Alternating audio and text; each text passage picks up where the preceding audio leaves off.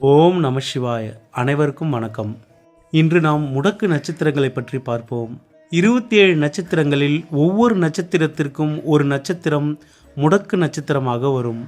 இந்த முடக்கு நட்சத்திரம் வரும் நாட்களும் இந்த நட்சத்திரத்தில் பிறந்த மனிதர்களும் உங்களுடைய வளர்ச்சி மற்றும் முன்னேற்றத்தில் தடைகளையும் தாமதத்தையும் ஏற்படுத்தும். கொடுக்கப்பட்டுள்ள அட்டவணையில் ஒவ்வொரு நட்சத்திரத்திற்குமான முடக்கு நட்சத்திரமும் அந்த ராசிகளும் கொடுக்கப்பட்டுள்ளது.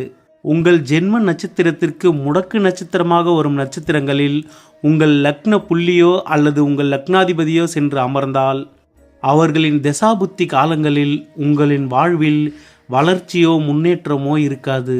இது மட்டும் இல்லாமல் உங்கள் முடக்கு நட்சத்திர சாரத்தில் அமர்ந்துள்ள கிரகங்களின் தசாபுத்திகளும் உங்களுக்கு நன்மையை ஏற்படுத்தாது. உங்கள் வளர்ச்சியிலும் முன்னேற்றத்திலும் முட்டுக்கட்டையை ஏற்படுத்தும். கொடுக்கப்பட்டுள்ள அட்டவணையை பார்த்து உங்கள் ஜென்ம நட்சத்திரத்திற்கான முடக்கு நட்சத்திரம் எது, ராசி எது, அதன் அதிபதி யார் என்பதை தெரிந்து கொள்ளுங்கள். இந்த நட்சத்திரம் வரும் நாட்களில் புதிய முயற்சிகளையும் சுப நிகழ்வுகளையும் தவிர்ப்பது நல்லது. உன்னத சுப முகூர்த்த நாட்களாக இருந்தாலும் கூட அந்த நாளை தவிர்ப்பது உங்களுக்கு நல்லது. உங்கள் ஜென்ம நட்சத்திரத்திற்கு முடக்கு நட்சத்திரத்தில் உங்கள் லக்னாதிபதி அமர்ந்து விட்டால் உங்கள் வாழ்க்கை முன்னேற்றமற்ற போர்க்களமாகிவிடும். எனவே இதற்கு முடக்கு நீக்கும் பரிகாரம் நிச்சயம் நீங்கள் மேற்கொள்ள வேண்டும். முடக்கு நீக்கும் பரிகாரம் பற்றி தெளிவாக நாளை பார்ப்போம்.